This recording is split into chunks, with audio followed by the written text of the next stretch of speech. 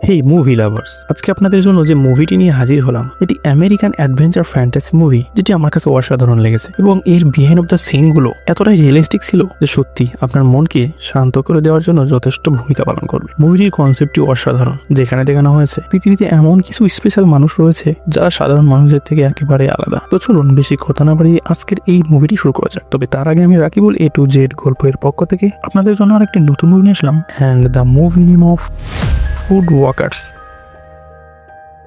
মুভির শুরুতে আমরা জঙ্গলের এক দৃশ্য দেখতে পাই, যার মধ্যে অনেকগুলো সিংহ বা পুমা বলতে পারো তোমরা, এই প্রাণীগুলোকে সাধারণত পুমাই বলা হয়। অনেকগুলো পুমা একসঙ্গে জঙ্গলের উদ্দেশ্যে রওনা দিয়েছে। এরই মধ্যে পুমা বাচ্চাটি তার বাবাকে বলে ওঠে, আমি মানুষদের সঙ্গে মিলেমিশে থাকতে চাই। এখানে তোমাদেরকে বলে রাখি, এই পুমাগুলি একসঙ্গে মানুষ রূপে ধারণ করতে পারতো এবং প্রাণী রূপে ধারণ করতে পারতো, তবে এদের প্রধান যে রূপটি ছিল সেটি হলো পশুরূপ। তার বাবা মনে করে মানুষরা অবুঝ প্রাণী, এর জন্য তাদেরকে শিক্ষা দেওয়া উচিত। অন্যদিকে তার বাচ্চা মনে করে মানুষদের সাথে সমঝোতা করার মাধ্যমেই তারা একসঙ্গে বসবাস করতে পারে। এজন্য তার বাবা এবং সেই পুমা ছেলেটি আলাদা হয়ে যায়। সিনটা পাল্টে যায় এবং আমরা দেখতে পাই সেই পুমা বাচ্চাটি, যার নাম ছিল ক্যারেজ, সে এক মানুষ পরিবারে লালন পালন হতে থাকে। কিন্তু স্কুলে বিভিন্ন সময়ে তার বিরুদ্ধে বিভিন্ন ধরনের কমপ্লেন তার মা বাবার কাছে আসতে থাকে, অর্থাৎ পালিত মা বাবার কাছে। আর এই ব্যাপারটি অদ্ভুত ছিল, কেননা তার ছিল না বড় বড় নখ বা চারা, অথচ সে যখন কারো সঙ্গে মারামারি করতো সে সময় সেই ছেলেগুলো বা যাদেরকে মেরেছে তাদের আঘাত দেখে এমন বোঝা যেত তার নখগুলো হয়তো অনেক বড় বড়। এই বিষয়গুলো অদ্ভুত ছিল। এজন্য তার মা ঠিক করেন পৃথিবীতে অবস্থিত এক বিশেষ স্কুল, যেখানে বিশেষ বাচ্চাদেরকেই শুধুমাত্র শিক্ষাদান করা হয়, অর্থাৎ এই ক্যারেজের মতো বিভিন্ন শিশুদেরকে সেখানে শিক্ষা দেওয়া হয়। আর এই বিষয়টি জানার সঙ্গে সঙ্গে তার মা বাবা ক্যারেজকে নিয়ে যায় সেই বিশেষ শিক্ষা প্রতিষ্ঠানে। প্রথমত ক্যারেজ সেখানে যেতে যেতে তার মা বাবার কাছে নার্ভাস ফিল প্রকাশ করতে থাকে এবং তাদেরকে মিস করবে এমন ভাব প্রকাশ করে। কিন্তু সে যখন সে স্কুলে যায় এবং স্কুলের প্রধান মিস্টার ব্রিডগেটের সঙ্গে কথা বলে, তখনই সে বুঝতে পারে তার আসল জায়গায় এখানে। এতদিন সে ভুল রাস্তায় ছিল। সেখানে তার মতো বিভিন্ন প্রাণী রয়েছে, অর্থাৎ বিশেষ মানুষ রয়েছে যারা প্রাণীর রূপ ধারণ করতে পারত। এরপর আমরা দেখতে পাই তার পালিত মা বাবা তাকে বিদায় দিয়ে সেখান থেকে চলে যায় এবং মিস্টার ব্রিডগেট, অর্থাৎ সে স্কুলের প্রধান, তিনি তাকে তার কক্ষে নিয়ে যান এবং তাকে জানান একটু পরেই তোমাদের বিশেষ এক ক্লাস হবে, যেখানে প্রত্যেকেই নিজেদের রূপ ধারণ করার ট্রেনিং করে। আর এই ক্লাসটির জন্য তোমাকে আমি একজনকে পাঠিয়ে দেবো। মিস্টার ব্রিগেড সেখান থেকে চলে যাওয়ার সঙ্গে সঙ্গে সেখানে আমরা দেখতে পাই এক কাঠবিড়ালির উপস্থিতি, যার নাম ছিল হলি। সে একজন সুন্দরী মেয়ে ছিল এবং সে তার পশুর রূপে ছিল একজন কাঠবিড়ালি। সে যখন তার রুমে আসে এবং তাকে এই বিশেষ প্রতিষ্ঠানটি সম্পর্কে ধারণা দিতে থাকে, তখন সে সবকিছু শুনে এবং মুগ্ধ হতে থাকে। সে তাকে জানায় এই স্কুলের মধ্যে কেউ কারো সঙ্গে মারামারি বা হাতাহাতি করবে না, যদি সে এই কাজগুলো করে তাহলে তাকে স্কুল থেকে বের করে দেওয়া হবে। এরপর তাকে নিয়ে যায় সেই বিশেষ ক্লাসটি, যেখানে স্কুলের শিক্ষার্থীরা নিজেদের রূপে অর্থাৎ প্রাণী রূপে রূপান্তরিত হবে। সেখানে নিয়ে যাওয়ার পর সেখানে দেখতে পাই অনেক ধরনের ছাত্রছাত্রী এবং সেখানকার শিক্ষক ছিলেন। তিনি ক্যারেজকে দেখেই তার প্রতি তার আকর্ষণ বেড়ে যায় এবং সে যেহেতু একজন পুমা ছিল, সেক্ষেত্রে তার আকর্ষণটা আরো বেশি বাড়ে এবং তাকেই প্রথমে প্রাণী রূপে রূপান্তরিত হওয়ার জন্য আহ্বান জানায়। ক্যারেজ যখন স্টেজে পৌঁছায় তখন অনেক চেষ্টার পরেও তার প্রাণী রূপে রূপান্তরিত হতে পারে না। ঠিক তখনই মিস্টার ব্রিগেড সেখানে চলে আসে এবং ক্যারেজকে বিভিন্ন ধরনের কথা বলতে থাকে, যা তাকে প্রাণী রূপে আসতে অনেকভাবে সাহায্য করবে এবং তাকে মনে করিয়ে দেয় যে সে মানুষের সঙ্গে বসবাস করার পূর্বে কি করেছিল বা তার লক্ষ্য কি ছিল, সে কিভাবে ঘোরাফেরা করেছে। এই বিষয়গুলো যখন তাকে মনে করে দিতে থাকে, তখন সে হঠাৎ করেই তার রূপটি এক অসাধারণ সুন্দর পুমাতে রূপান্তরিত করে এবং সেখানে থাকা প্রত্যেকেই মুগ্ধ হয়ে যায় এবং তাকে দেখতে থাকে। আর এরপরেই আমরা দেখতে পাই সেখানে থাকা প্রত্যেকটি মানুষ তাদের নিজ নিজ পশুরূপে রূপান্তর হতে থাকে।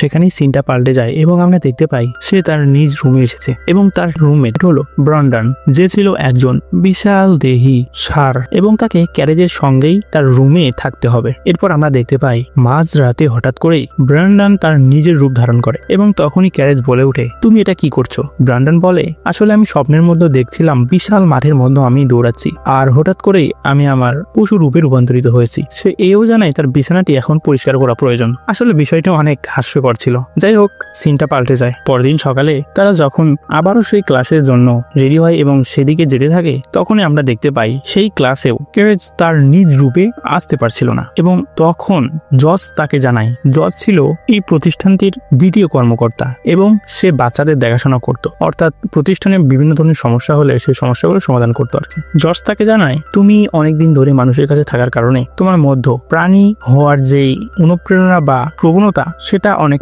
% কমে গেছে। এজন্য তোমাকে এই ক্লাস নিয়মিত এবং নিজের মনের মধ্যকার শক্তি দিয়ে চেষ্টা করতে হবে। তখন সে চেষ্টার পর যখন না পারে, জজ তখন তাকে এক ধরনের ঔষধি বীজ গুঁড়ো দেয়, যার মাধ্যমে সে তার পুমা রূপে রূপান্তরিত হতে পারবে। আসলে জজ ছিল একজন পুমা এবং সে পুমাদের সকল বিষয়বস্তু সম্পর্কে জানতো। পারবে না কেন? একজন পুমার পক্ষে তো এই বিষয়গুলি জানা সম্ভব। যাই হোক, সেই বীজের গুঁড়া যখন ক্যারেজ শ্রবণে নেয় এবং সে অনুভব করতে থাকে, তখনই হঠাৎ করেই তার পুমা রূপটি সে রূপান্তরিত হয়। এরপর আমরা দেখতে পাই দ্বিতীয় ট্রেনিং, যেখানে এক ভাল্লুকের সঙ্গে কিছুটা লড়াই করতে হবে। প্রত্যেকটি প্রাণী তাদের নিয়ম অনুসারে লড়াই করলেও ক্যারেজ প্রথমবার লড়াইয়ের বেলায় সে তার সমস্ত শক্তি প্রয়োগ করে ফেলে আর ভাল্লুকটির নাকে একটি আঁচড় দেয়। তখন জজ তাকে জানায়, এটা শুধুমাত্র ট্রেনিং, তোমাকে এখানে কৌশল শিখতে হবে। এরপর সিনটা পাল্টে যায় এবং আমরা দেখতে পাই তারা সেই স্কুলের মধ্যে অবস্থিত।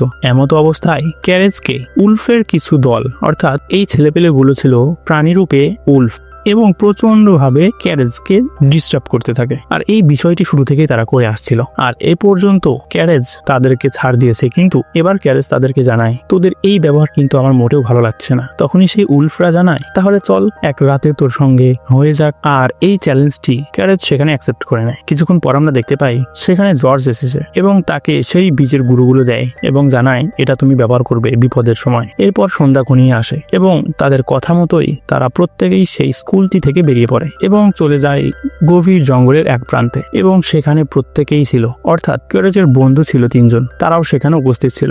আর অন্যদিকে সেই উলফের দলটি ছিল, তারা মোট 4 জন ছিল। প্রথমত উলফ ক্যারেজকে বোকা বানাতে থাকে এবং তাকে মারতে থাকে, কিন্তু পরবর্তীতে এই পরিণতি দেখে ক্যারেজের বন্ধু সেই বিশালদেহী প্রাণী গরুর মতো দেখতে সেই প্রাণীটি তাদের উপর আক্রমণ করে দেয় এবং ক্যারেজও সেখানে অনেক ভালোভাবে তাদেরকে উত্তম মাধ্যম দেয় আর তারা ভয়তে সেখান থেকে পালিয়ে যায়। এরপর আমরা দেখতে পাই পরদিন সকালে সেই উলফের পুরো টিমটি, অর্থাৎ উলফ বাচ্চাদের পুরো টিমটি প্রচন্ডভাবে ঘায়াল হয়ে রয়েছে এবং ড্রয়িং ক্লাসরুমে তারা নিজেদের সেই আঘাতপ্রাপ্ত স্থানগুলো ঢাকার চেষ্টা করছে। কিন্তু সেখানে থাকা টিচার হঠাৎ করে তাদেরকে লক্ষ্য করে এবং তাদেরকে জানায়, অতি তাড়াতাড়ি তোমরা কেয়ারিং রুমে যাও, তোমাদের ট্রিটমেন্টের অনেক প্রয়োজন। এবং ক্যারেজকেও এই কথাটি বলে আর আরো বলে, স্কুলে এই ধরনের ব্যবহার কিন্তু তোমাদের সহ্য করা যাবে না এবং যেটি নিষেধাজ্ঞা বোর্ডে অলরেডি লেখা রয়েছে। পরবর্তী থেকে আমরা দেখতে পাই ক্যারেজকে সেই উলফের দলটি আর ডিস্টার্ব করে না। এরপর একদিন জর্জকে আমরা দেখতে পাই ক্যারেজকে ডাকছে এবং তাকে সে গাড়িতে করে এক ট্যুরে নিয়ে যেতে চায়। তখন ক্যারেজ সে যাত্রার জন্য রাজি হলে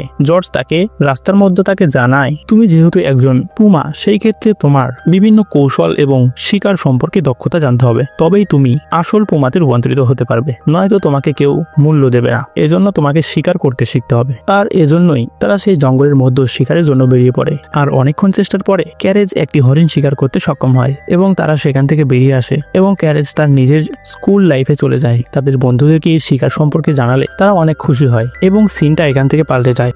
আর আমরা দেখতে পাই রাতের বেলায় সেই উলফের দলটি স্কুলের সীমানা থেকে জঙ্গলের দিকে অগ্রসর হচ্ছে এবং সেই বিষয়টি ক্যারেজ দেখতে পায় এবং সে তাদের পেছন অনুসরণ করতে থাকে। সে দেখতে পায় তারা শহরে প্রবেশ করেছে এবং মানুষদেরকে বিভিন্নভাবে ভয় দেখাচ্ছে এবং তাদের প্রযুক্তিকে নষ্ট করার চেষ্টা করছে। তখন এই পেছন থেকে ক্যারেজ বলে ওঠে, তোমরা এখানে কি করছো আর মানুষদেরকেও কেনই বা তোমরা ভয় দেখাচ্ছ? তখনই তাদের মধ্যে এক ফাইট সংগঠন হতেই যাবে, অর্থাৎ তারা প্রত্যেকেই রাগারাগি করছে একে অপরের উপর। তখনই হঠাৎ করে সেখানে জর্জ চলে আসে এবং এই পরিস্থিতি থেকে তাদের প্রত্যেকেই নিয়ে চলে যায়। আর উলফের সেই দলটিকে তাদের স্কুলে পাঠিয়ে দেয় এবং ক্যারেজকে নিয়ে সে একাকী এক ফার্ম হাউসে নিয়ে যায় এবং তাকে সেখানে বিভিন্ন ধরনের কথা বলে। সে তাকে জানায় মানুষরা দিন দিন যে কর্মকাণ্ডগুলো করে আসছে তাদেরকে সেই কর্মকাণ্ড সম্পর্কে সচেতনতা দেওয়া উচিত, কেননা তাদের কর্মকাণ্ডের কারণে আমাদের অনেক প্রজাতি ধ্বংস হচ্ছে এবং তাদের সেই প্রজেক্টগুলো বা তারা যেই কাজগুলো করছে জঙ্গলের মধ্যে, সেখানে আমাদের বসবাস মানুষের অযোগ্য হয়ে যাচ্ছে, আর এগুলোর জন্য মানুষদের সঙ্গে আমাদেরকে লড়াই করতে হবে। আর তোমরা তো আগেই জানো যে ক্যারেজ ছিল ঠিক এই কথার বিপরীত, এজন্য সে তার বাবার কাছ থেকেও চলে এসেছিল মুভির প্রথমে। আর জজের মুখে এই কথা শোনার সঙ্গে সঙ্গে সে তাদের প্ল্যানে, অর্থাৎ মানুষদেরকে যে ভয় দেখাবে সেই প্ল্যানে সে সমর্থন দেয় না, এবং সে জর্জকে জানায় কিছুদিন সময় দিতে হবে আমাকে তোমাদের এই প্ল্যানে অগ্রসর হওয়ার জন্য। পরের দিন সকালে সেই স্কুলটিতে ক্যারেজের বাবা মা চলে এসেছেন এবং তারা তখন জর্জকে জানায় তারা এই মাসের 13 তারিখে এক বনভোজনে যাবে, এজন্য তাকে সেই বনভোজনটিতে নিয়ে যেতে চায়। আর তখনই ক্যারেজ তাদেরকে হ্যাঁ বলে দেয়। তখন তার মা বাবা যখন চলে যায় তখনই সেখানে জর্জ চলে আসে এবং ক্যারেজকে জানায় তুমি জানো না যে মানুষরা দিন দিন তাদের প্রযুক্তি উন্নত করছে এবং তোমাকে আমাদের এই প্রজেক্টে বা আমাদের এই প্ল্যানটিতে সাহায্য করতে হবে, নইলে আমাদের প্রাণীজগৎ ধীরে ধীরে ধ্বংসের মুখে চলে যাবে। এই কথাটি শোনার সঙ্গে সঙ্গে সে মানসিকভাবে ভীষণ ভেঙে পড়ে এবং হলি এবং ব্রেডগেট তারা যখন তার কাছে আসে এবং তাকে এই বিষয় সম্বন্ধে প্রশ্ন করে তখন সে কোনো উত্তর দেয় না এবং সে প্রচন্ড রেগে যায়। সেই প্রাণী রূপটি সে ধারণ করে আর জঙ্গলের এক পাহাড়ের চূড়ায় উঠে। তখনই তার উপর হঠাৎ করেই এক শিকারী আক্রমণ করে দেয়। ড্রোনের মাধ্যমে সেই আক্রমণটি করে আর এই বিষয়টি সেখানে উঠতে থাকা একটি কাক দেখে তাকে সতর্ক করে দেয় এবং কাক সহ তারা দুজনেই পালাতে থাকে। পালাতে পালাতে তারা একটা পর্যায়ে অনেক কষ্টে এই শিকারীর হাত থেকে বেঁচে ফিরতে পারে এবং তখনই ক্যারেজের মনে এক প্রশ্ন জাগে, আসলে মানুষরা প্রাণীদের জন্য এক বড় অভিশাপ এবং সে শুরু থেকেই তার বাবার যে কথা অমান্য করে আসছিল সেটি সে এই হামলার পর মেনে নেয় এবং জর্জকে তার প্ল্যানটি সম্পূর্ণ করার জন্য সে সাহায্য করবে এ কথাটি জর্জকে জানায়। তখনই জর্জ অনেক খুশি হয়ে যায় এবং তাদের প্ল্যান শুরু করে। আসলে তাদের প্ল্যানটি ছিল জঙ্গলের উত্তর সাইডে এক প্রজেক্ট করবে মানুষেরা, যার ফলে এই জঙ্গল ধীরে ধীরে মানব বসতিতে পরিণত হতে থাকবে। আর তাদের কাজ হলো এই পার্কটি যে কোনো ভাবে বন্ধ করে দেওয়া, অর্থাৎ এই পার্কটির যে কাজ চলছিল এটিকে বন্ধ করে দিতে হবে। আর এই কাজটি তারা করবে 13 তারিখে। সেই দিনটি চলে আসে এবং তারা তাদের মিশনের জন্য প্রস্তুত গ্রহণ করতে থাকে। একটা পর্যায়ে তারা তাদের সেই মিশনের সকল সামগ্রী নিয়ে সেখান থেকে বেরিয়ে পড়ে। তারা যখন সেই প্রজেক্টের সাইডে পৌঁছায় তখনই তাদের প্ল্যানটি শুরু করতে থাকে। উলফের সেই দলটিকে তারা মানুষদের লেবারকে ভয় দেখানোর জন্য ব্যবহার করে। আর অন্যদিকে সেই কর্মচারীগুলো সেখান থেকে যখন চলে যাবে তখনই সেখানে থাকা প্রসেসিংকৃত গাছগুলো টির মাধ্যমে আটকে রাখা হয়েছে, সেই খুঁটিগুলোকে গাড়ির মাধ্যমে উকড়ে ফেলা হবে এবং গাছগুলোকে পাহাড় থেকে নিচে ফেলে দেওয়া হবে। এতে করে মানুষের প্রজেক্টের প্রায় 50% ধ্বংস হয়ে যাবে এবং তারা অনেক পিছিয়ে যাবে। তাদের কথা মতো তারা সব কাজ করতে থাকে, কিন্তু হঠাৎ করেই ক্যারেজ দেখতে পায় তার পালিত মা বাবা সেই পাহাড়ের নিচেই তাঁবু করেছে এবং সেখানে তারা পিকনিকের জন্য এসেছিল। আর যেহেতু সেই ডুম অর্থাৎ গাছের টুকরোগুলোকে পাহাড় থেকে নিচে ফেলা হবে, সেই ক্ষেত্রে এর গতিটা অনেক বেশি হবে এবং তার মা বাবার মারাত্মক ক্ষতি হওয়ার সম্ভাবনা রয়েছে। এই বিষয়টি যখন সে জজকে জানায়, জজ তাদেরকে বলে আসলে এতে কোনো ধরনের কোনো ক্ষতি হওয়ার সম্ভাবনা নেই, অর্থাৎ তোমার বাবা মা ডেঞ্জার জোনের বাইরেই রয়েছে। কিন্তু ক্যারেজ এই কথাটি বিশ্বাস করে না। তারপরেও তাদের মিশনটি তারা সম্পূর্ণ করেই ফেলে, অর্থাৎ সেই গাড়ির মাধ্যমে প্রত্যেকটি খুঁটিকে উড়ে দেয় এবং সেই কাঠের টুকরোগুলো প্রচন্ড